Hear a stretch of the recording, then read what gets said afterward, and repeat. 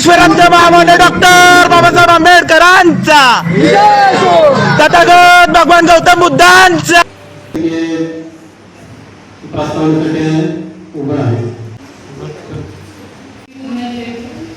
तसेच आलेल्या पाहुण्यांचे मी स्वागत करते. तर आज आहे अशोक विजयादशमी. विजयादशमी का महत्वाची आहे? अशोक विजयादशमी 14 ऑक्टोबर 1956 नागपूर येथे डॉक्टर बाबासाहेब आंबेडकरांनी लाखो अनुयायांसह बौद्ध धर्माची दीक्षा घेतली. ही होती विषमतेवर समतेची, गुलामगिरीवर स्वाभिमानाची खरी विजयादशमी.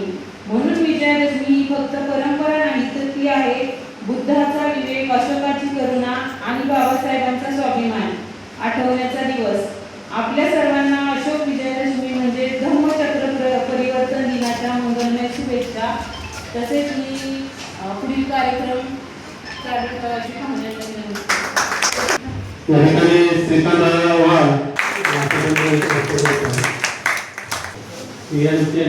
स्वागत करायचं. त्यानंतर तुषार मोठणी यांचा सत्कार सतेज गायकवाड यांच्या हस्ते होईल. मोठे मॅडम यांचाही सत्कार इथं होत आहे.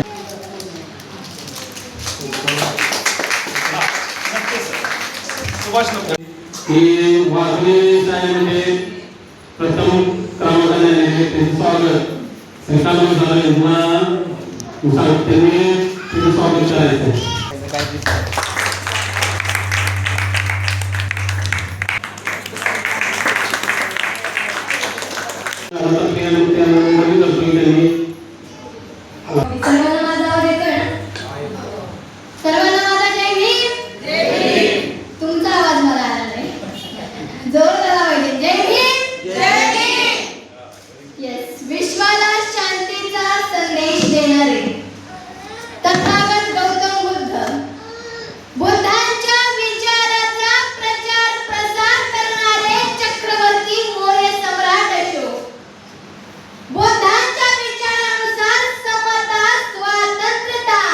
बंधुता व न्यायावर आधारित रयतेचं स्वराज्य निर्माण करणारे छत्रपती शिवाजी महाराज, महिला व बहुजनांसाठी पहिली शाळा सुरू करणारे महात्मा ज्योतिराव फुले आणि मनुस्मृतीच्या 5000 वर्षाच्या गुलामीतून समाजाला मुक्त करून संविधानाच्या माध्यमातून हक्क आणि मानवाधिकार देणारे विश्वरत्न बोधिसत्व महामानव डॉक्टर बाबासाहेब आंबेडकर.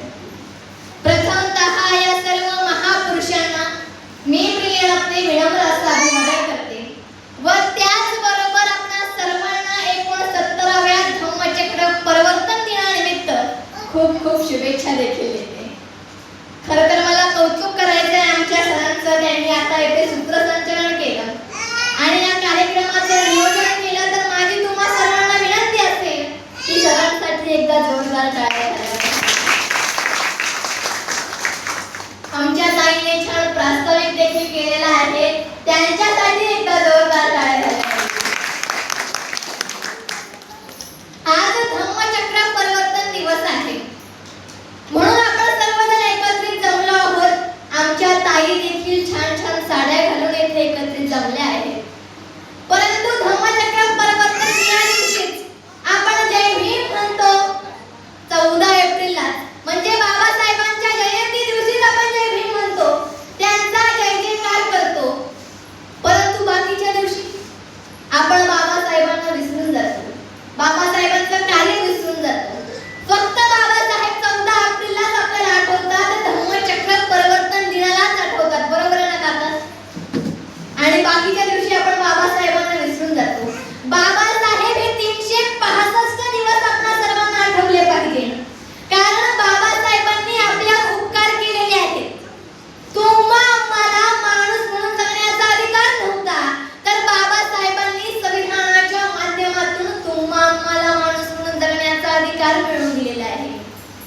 खरं तर बाबासाहेबांचे उपकार हे आपण मानलेच पाहिजे. म्हणून मला म्हणावेसे वाटते की आता माझ्या माता भगिनी येथे उपस्थित आहेत. खरं तर मला आनंद होतोय की या कार्यक्रमाच्या गरजेची आहे. म्हणून मला म्हणावेसे वाटते की भीम जी ने हमें बलवान बना डाला. भीम जी ने हमें बलवान बना डाला, हटा न पाए वो चट्टान बना डाला. भीम जी ने हमें बलवान बना डाला, हटा न पाए वो चट्टान बना डाला. अरे मेरे भीम जी के संविधान का करिश्मा तो देखो यारो. जिन महिलाओं को अछूत कहा जाता था उन्हें राष्ट्रपति और प्रधानमंत्री कहा. आणि त्याच बाबासाहेबांनी विषमतावादी हिंदू धर्म त्याग करून मानवतावादी बुद्ध धर्म आपणा सर्वांना सांगितलेला आहे. त्याचा मार्ग आपणा सर्वांना दाखवलेला आहे. इसीलिए मैं कहना चाहती हूँ कि बुद्ध यह ऐसा देसी घी है जो कमजोर को तंदुरुस्त बनाता है. बुद्ध यह ऐसा देसी घी है जो कमजोर को तंदुरुस्त बनाता है और तंदुरुस्त को पहलवान बनाता है.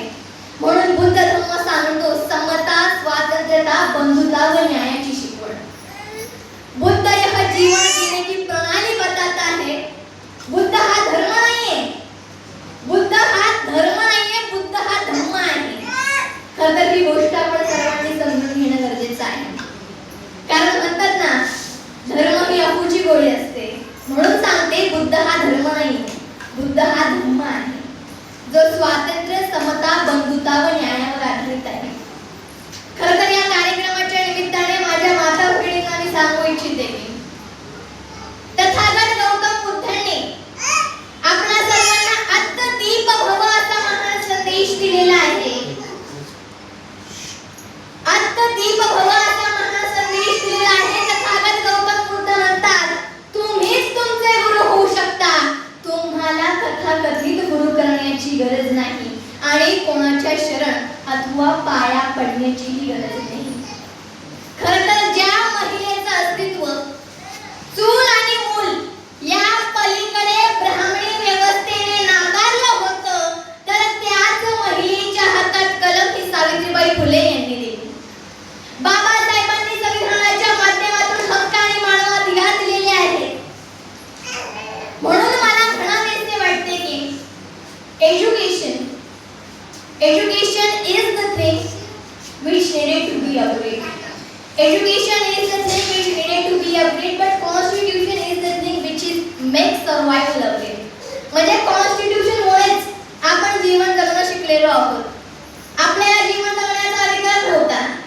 11व्या शतकात एक आयडियोलॉजिस्ट आपल्या भारतात आला होता आणि त्याने पुस्तक लिहिलेलं आहे की एखादा शूद्र अतिशूद्र संस्कृत वाचेल, लिहेल, पाहेल किंवा ऐकेल तर त्याला मनुस्मृतीनुसार मारण्यात यायचं. तख्तस्थळीने डोळे फोडले जायचे, कान फोडले जायचे, जीभ कापली जायची, हाता पायाची बोटे छाटून अंगाची साल काढून त्याला हाल हाल करून मनुस्मृतीनुसार मारण्यात यायचं. संभाजी महाराजांनी वयाच्या 14व्या वर्षी संस्कृत भाषेमध्ये बुद्धभूषण लिहिल्याने त्यांना देखील मनुस्मृतीनुसार मारण्यात आलं. तख्तस्थळीने डोळे फोडले, कान फोडले, जीभ कापली, हाता पायाची बोटे छाटून अंगाची साल काढून त्यांना देखील हाल हाल करून मनुस्मृतीनुसार मारण्यात आले. आणि हाच शिक्षणाचा अधिकार सावित्रीबाई फुलेंनी तुम्हा आम्हाला दिला आहे. बाबासाहेबांनी संविधानाच्या माध्यमातून महिलांना मानव अधिकार आणि हक्क दिलेले आहेत. खरं तर या महापुरुषांचे उपकार आपण लक्षात ठेवले पाहिजे. परंतु आपल्या माता भगिनी या महापुरुषांना विसरून जातात. म्हणून या माता भगिनींना मी नेहमी सांगत आलेली आहे जेव्हा एखादी स्त्री शिकते, जेव्हा एखादी स्त्री बदलते तेव्हा परिवार सुधारतो आणि परिवार सुधारतो तेव्हा समाज सुधारतो आणि समाज सुधारला तरच भारत देश सुधारतो. बरोबर आहे ना काका? त्याशिवाय भारत देशाचं कल्याण होणार नाही. मैं आप सबको इस सभा के दौरान बताना चाहती हूँ 23 सितंबर को डॉक्टर बाबा साहब अम्बेडकर ने वडोदरा गुजरात में एक बगीचे में पेड़ के नीचे संकल्प किया था. जब जातिवाद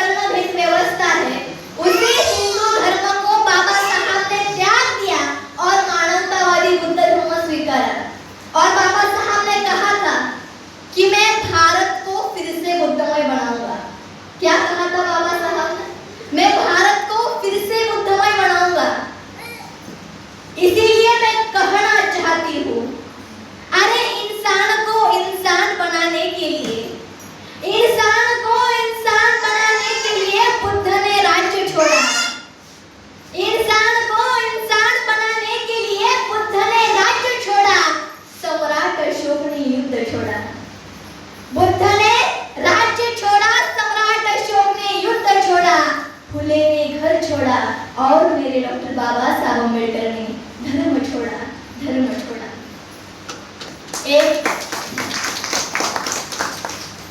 एक नवंबर 2022 को मैं अजंता गुफाएं देखने गई थी। आप सबको तो पता ही होगा अजंता लिपि, पता है ना सबको।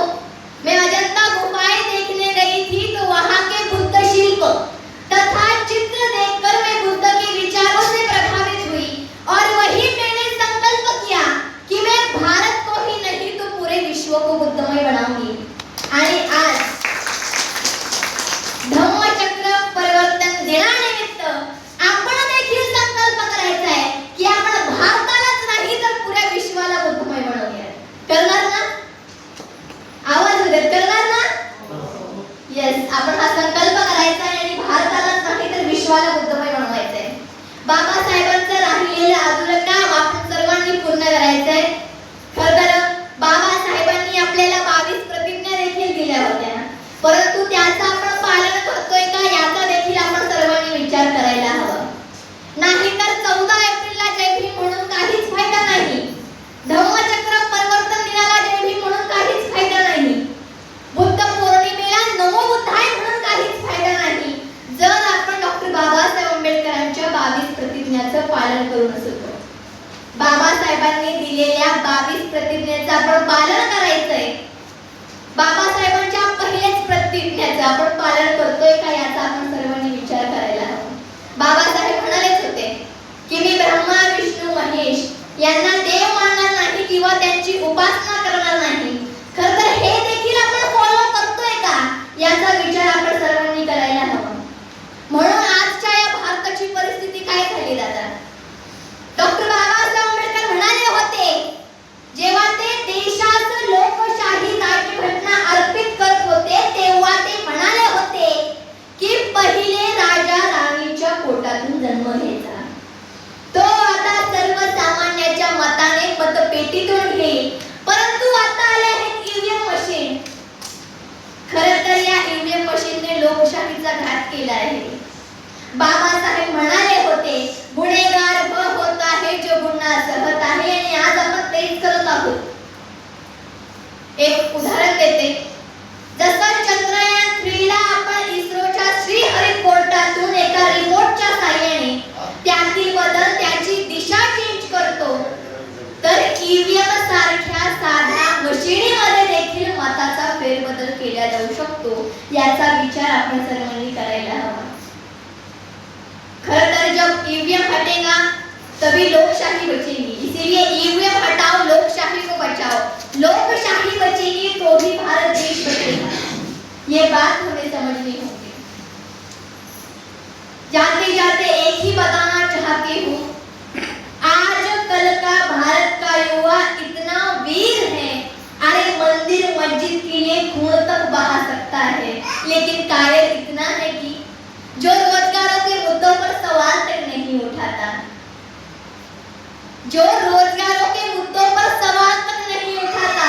गांव और शहर की बेटियां अपना नाम रोशन करने के लिए अखबारों में आना चाहती है, लेकिन सुनने में आती है उनकी सिसकियां।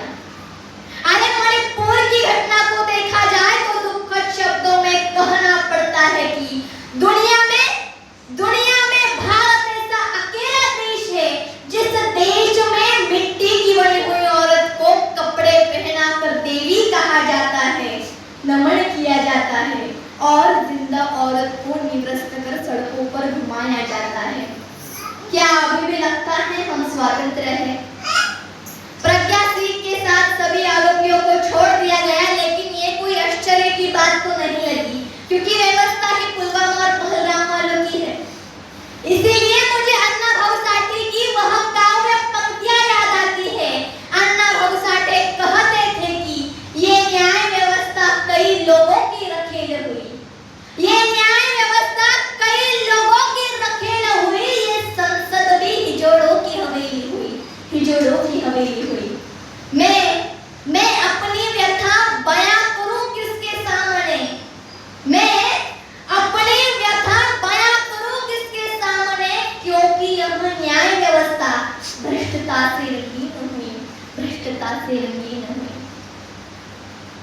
विजयादशमीच्या दिनी ही लोक रावणाला जाळतात, दसऱ्याला मनवतात. तर ह्यावर मी म्हणणार आहे की रावण को जलाना एक ब्राह्मणी सांस्कृतिक आतंकवादी षड्यंत्र है. रावण को जलाने से अच्छा वो पुष्यमित्र शुंग को जलाओ, वो परशुराम को जलाओ. एक छोटा सा इतिहास मैं आप सबको बताना चाहती हूँ. तुम्हा सर्वांना दाही मोरे सम्राट तर माहितीच असेल, माहिती ना सर्वांना?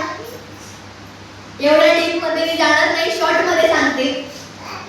सम्राट अशोक यांनी आपल्या हातातली तलवार खाली ठेवली आणि बुद्ध धर्म स्वीकारला. तो दिवस होता अशोक विजयादशमीचा दिवस. आणि त्याच दिवशी म्हणजे 14 ऑक्टोबर 1956 ला बाबासाहेबांनी मोठी धम्माची क्रांती केली. तो दिवस म्हणजे अशोक विजयादशमीचा दिवस. तर हे दाही मौर्य सम्राट होते. शेवटचे मौर्य सम्राट म्हणजे बृहदत्त मौर्य. त्यांचं शासनकाळ हे फक्त 2 वर्ष होतं. त्यांनी एका पुष्यमित्र शुंग नामक एका पोराला दत्तक घेतलं. त्यांच्याबरोबर त्याची चांगली संबंध झाले. तर पुष्यमित्र शुंगाने आपली बहीण ही बृहदत्त मौर्य यांना दिली. त्यांचं लग्न झालं आणि पुष्यमित्र शुंग हा साला झाला. परंतु ब्राह्मणी व्यवस्थेने पुष्यमित्र शुंगाला फूस भरल्याने पुष्यमित्र शुंगाने बृहदत्त मौर्य यांचा खून केला आणि त्यानंतर साकेत म्हणजेच आजचं अयोध्या त्या साकेतमध्ये गेला आणि तेथे बौद्ध भिक्षुकांचं खून केला, त्यांचे कत्लेआम केले. आणि त्यांनी एक आदेश दिला की जो पण बौद्ध भिक्षुकाला मारून त्यांचा मुडका आणेल त्याला मी 100 सुवर्ण मुद्रा देईन. तर लोक बौद्ध भिक्षुकांची मुंडके आणून त्या पुष्यमित्राला शुंगाला दाखवत होती.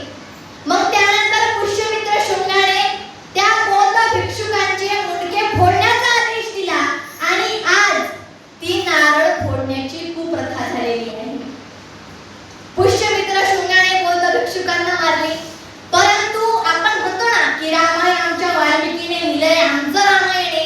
परंतु रामायण हे अग्निशर्मा नामक ब्राह्मणाने लिहिलेलं आहे आणि त्याने पुष्यमित्र शुंगाला राम बनवलं आणि आपले आदर्श महापुरुष ह्या दाही मौर्य सम्राटांना रावण बनवलं आणि दसरा नावाचा एक फेस्टिवल तयार केला. आपल्याला गुमराह करण्याचं काम केलं, खोटा इतिहास सांगण्याचं काम केलं आणि आपण त्यात अडकलो देखील. कारण की आपल्याला कधी सत्य जाणून घेण्याची इच्छा झाली नाही. झाली का ताई? आपण कधी इतिहास जाणून घेण्याचा प्रयत्न केला का? तर नाही. म्हणून तुम्हाला मी सांगू इच्छिते की आपले बाबासाहेब फार महान आहेत. Global research also shown that Dr. Babasaheb Ambedkar has been indigenous personality not only in country in the whole world. आपण जागतिक स्तरावर सिद्ध झाले आहे. शतकातील बुद्धिमान, कर्तृत्ववान आणि ग्रेट व्यक्तिमत्व जर कोण असेल तर डॉक्टर बाबासाहेब आंबेडकर आहे. आणि बाबासाहेबांनी आपल्याला सांगितलं आहे, बुद्ध धर्माचा मार्ग दाखवला आहे. तर बाबासाहेबांनी सांगितल्यानुसारच आपण वागायचं आहे. कारण की बाबासाहेब आपले आदर्श आहेत. त्यांनी आपल्यावरती उपकार केलेले आहेत. खरं तर हे उपकार आपण कधीच विसरायचे नाहीयेत. आणि जाता जाता माझ्या माता भगिनींना मी एकच सांगेन की भारत ऐसा देश है, काका, भारत ऐसा देश है जिस देश में धर्म के नाम पर लाठी उठाना सिखाया जाता है. भारत ऐसा देश है जिस देश में धर्म के नाम पर लाठी उठाना सिखाया जाता है, लेकिन अधिकार के नाम पर कलम नहीं. क्योंकि सरकार भक्त चाहती है, जागरूक नागरिक नहीं. भक्त चाहती है, जागरूक नागरिक नहीं. म्हणून आपण जागरूक नागरिक बनायचं आहे. आणि जाता जाता एकच सांगेन, आपण देखील संकल्प करायचा आहे की आपण भारताला नाही तर पूर्ण विश्वाला बौद्धमय बनवू. करणार ना? येस. सर्वांनी एकदा जोरदार घोषणा द्यायची आहे. डॉक्टर